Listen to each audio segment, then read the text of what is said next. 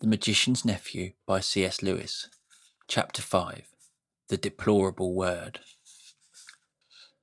The children were facing one another across the pillar where the bell hung, still trembling, though it no longer gave out any note. Suddenly they heard a soft noise from the end of the room, which was still undamaged. They turned quick as lightning to see what it was. One of the robed figures, the furthest one of all, the woman who Diggory thought so beautiful, was rising from its chair. When she stood up, they realized that she was even taller than they had thought. And you could see at once, not only from her crown and her robes, but from the flash of her eyes and the curve of her lips, that she was a great queen. She looked round the room and saw the damage and saw the children, but you could not guess from her face what she thought of either, or whether she was surprised. She came forward with long, swift strides. "Who has awakened me? Who has broken the spell?" she asked. "I think it must have been me," said Diggory. "You?" said the Queen, laying her hand on his shoulder. A white, beautiful hand, but Diggory could feel that it was strong as steel pincers. "You? You are only a child, a common child. Anyone can see at a glance that you have no drop of royal or noble blood in your veins. How did such as you dare to enter this house?" "We've come from another world, by magic," said Polly, who thought it was high time the Queen took some notice of her as well as Diggory. "Is this true?" said the Queen, still looking at Diggory, and not giving Polly even a glance. "Yes, it is," said he. The Queen put her other hand under his chin and forced it up so that she could see his face better. Diggory tried to stare back, but he soon had to let his eyes drop. There was something about hers that overpowered him. After she had studied him for well over a minute, she let go of his chin and said, "You are no magician. The mark of it is not on you. You must only be the servant of a magician. It is on another's magic that you have travelled here." "It was my Uncle Andrew," said Diggory. At that very moment, not in the room itself, but from somewhere very close, there came first a rumbling, then a creaking, then a roar of falling masonry, and the floor shook. "There is great peril here," said the Queen. "The whole palace is breaking up. If we are not out of it in a few minutes, we shall be buried alive in the ruin." She spoke as calmly as if she had been merely mentioning the time of day. "Come," she added, and held out a hand to each of the children. Polly, who was disliking the Queen and feeling rather sulky, would not have let her hand be taken if she could have helped it. But, though the Queen spoke so calmly, her movements were as quick as thought. Before Polly knew what was happening, her left hand had been caught in a hand so much larger and stronger than her own that she could do nothing about it. "This is a terrible woman," thought Polly. "She's strong enough to break my arm with one twist, and now that she's got my left hand, I can't get at my yellow ring.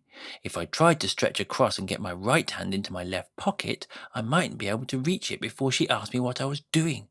Oh, whatever happens, we mustn't let her know about the rings. I do hope Diggory has the sense to keep his mouth shut. I wish I could get a word with him alone."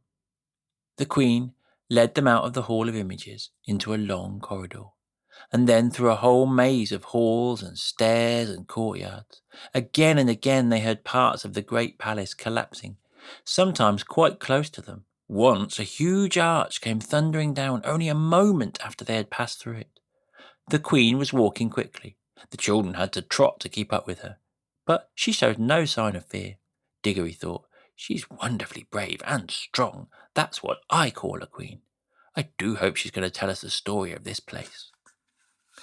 She did tell them certain things as they went along. "That is the door to the dungeons," she would say, or "that passage leads to the principal torture chambers," or "this was the old banqueting hall where my great-grandfather bade 700 nobles to feast and killed them all before they had drunk their fill. They had rebellious thoughts."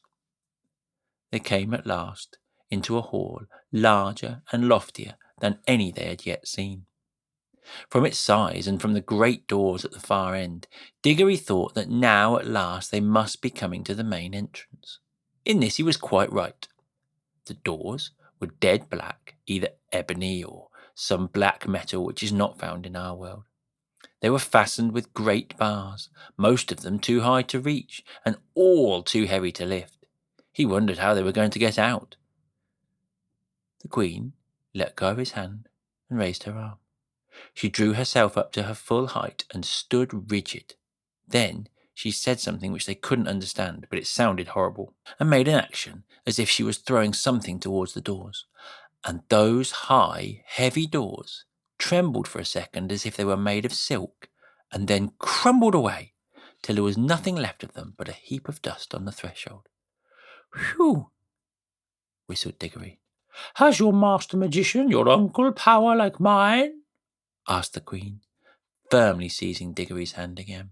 "But I shall know later. In the meantime, remember what you have seen. This is what happens to things and people who stand in my way." Much more light than they had yet seen in that country was pouring through the now empty doorway, and when the Queen led them out through it, they were not surprised to find themselves in the cold air. The wind that blew in their faces was cold and yet somehow stale. They were looking out from a high terrace, and there was a great landscape out below them. Low down and near the horizon hung a great red sun, far bigger than our sun. Diggory felt at once that it was also older than ours, a sun near the end of its life, weary of looking down upon that world. To the left of the sun and higher up there was a single star, big and bright. Those were the only two things to be seen in the dark sky. They made a dismal group. And on the earth, in every direction, as far as the eye could reach, there spread a vast city, in which there was no living thing to be seen. And all the temples, towers, palaces, pyramids, and bridges cast long, disastrous-looking shadows in the light of that withered sun. Once a great river had flowed through the city, but the water had long since vanished, and it was now only a wide ditch of grey dust. "Look well on that which no eyes will ever see again," said the Queen. "Such was Charn, the great city, the city of the King of Kings, the wonder of the world, perhaps of all worlds. Does your uncle rule a city as great as this, boy?" "No," said Diggory. He was going to explain that Uncle Andrew didn't rule any cities, but the Queen went on. "It is silent now, but I have stood here when the whole earth was full of the noises of Charn, the trampling of feet, the creaking of wheels, the cracking of whips, and the groaning of slaves, the thunder of chariots, and the sacrificial drums beating in the temples. I have stood here, but that was near the end, when the roar of battle went up from every street and the river of Charn ran red." She paused and added, "All in one moment, one woman blotted it out forever." "Who?" said Diggory in a faint voice, but he had already guessed the answer.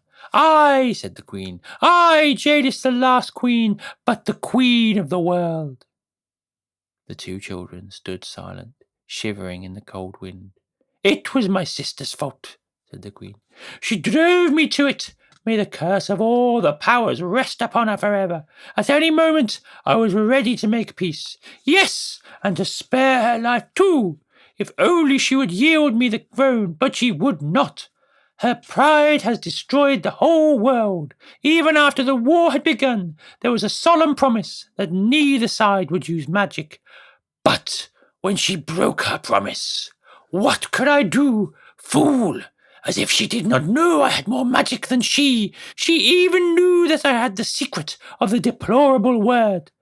Did she think she was always a weakling, that I would not use it?" "What was it?" said Diggory. "That was the secret of secrets," said the Queen Jadis. "It had long been known to the great kings of our race that there was a word which, if spoken with the proper ceremonies, would destroy all living things except the one who spoke it. But the ancient kings were weak and soft-hearted, and bound themselves, and all who should come after them with great oaths, never even to seek out the knowledge of that word. But I learned it in a secret place, and paid a terrible price to learn it. I did not use it until she forced me to it. I fought to overcome her by every other means. I poured out the blood of my armies like water. Beast, muttered Polly. The last great battle, said the Queen, raged for 3 days here in Charn itself. For 3 days I looked down upon it from this very spot. I did not use my power till the last of my soldiers had fallen, and the accursed woman, my sister, at the head of her rebels, was halfway up those great stairs that led up from the city to the terrace. Then I waited till we were so close we could see one another's faces. She flashed her horrible, wicked eyes upon me and said, "Victory!"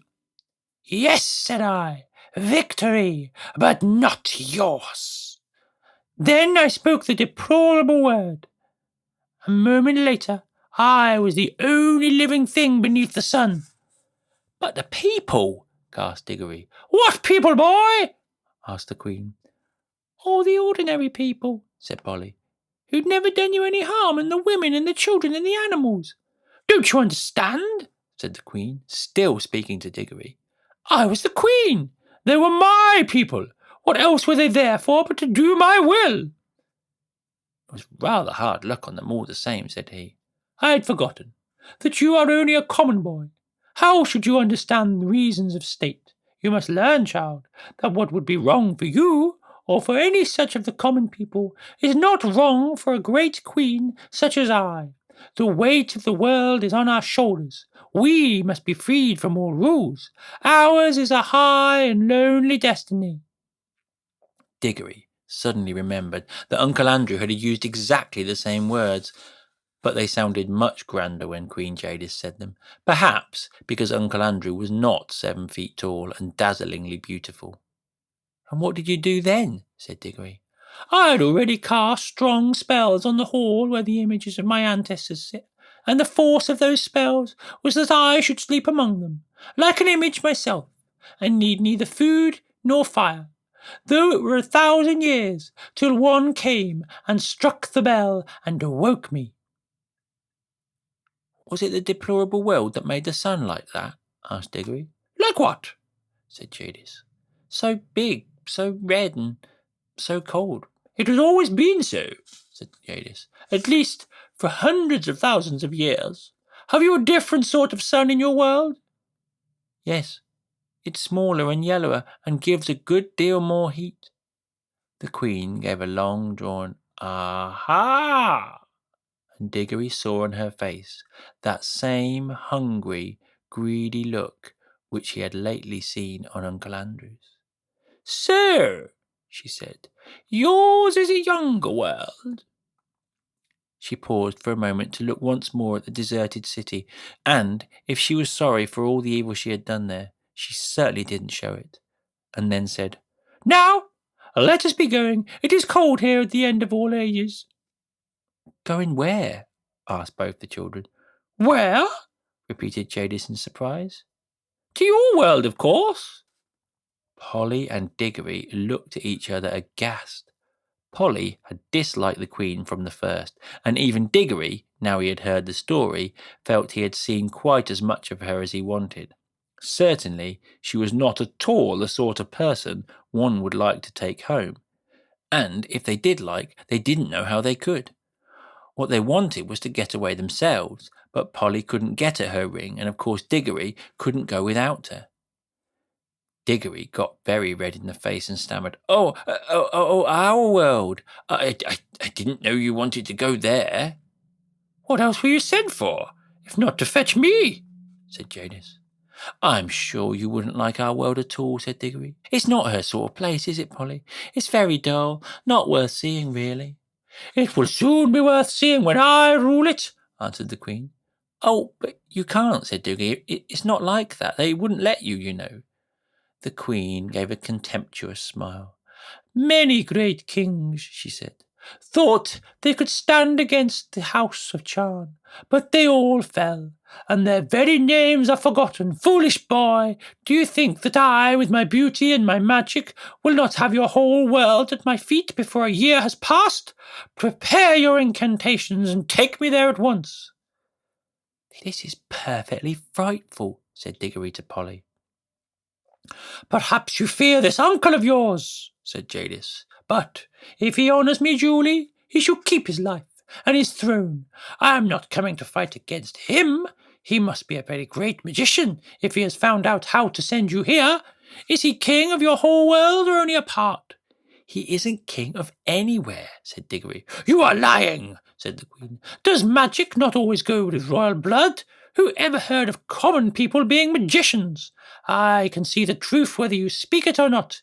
Your uncle is the great king and the great enchanter of your world, and by his art he has seen the shadow of my face in some magic mirror or some enchanted pool, and for the love of my beauty he has made a potent spell which shook your world to its foundations and sent you across the vast gulf between the world and world to ask my favour and to bring me to him. Answer me, is that not how it was?" "Well, not exactly," said Diggory. "Not exactly!" shouted Polly. "Why, it's absolute bosh from beginning to end. Minions!" cried the Queen, turning in rage upon Polly and seizing her hair at the very top of her head where it hurt most. But in doing so, she let go of both the children's hands. "Now!" shouted Diggory, and "Quick!" shouted Polly. They plunged their left hands into their pockets. They did not even need to put the rings on. The moment they touched them, the whole of that dreary world vanished from their eyes. They were rushing upward, and a warm green light was growing nearer overhead. Hi there. If you've enjoyed listening to this story, click the thumbs up button and subscribe to the channel. And of course, remember to press the little bell icon. That way you can get a little reminder every time a new episode comes out. And all these things help other people find these stories too. Thanks a lot. See you next time.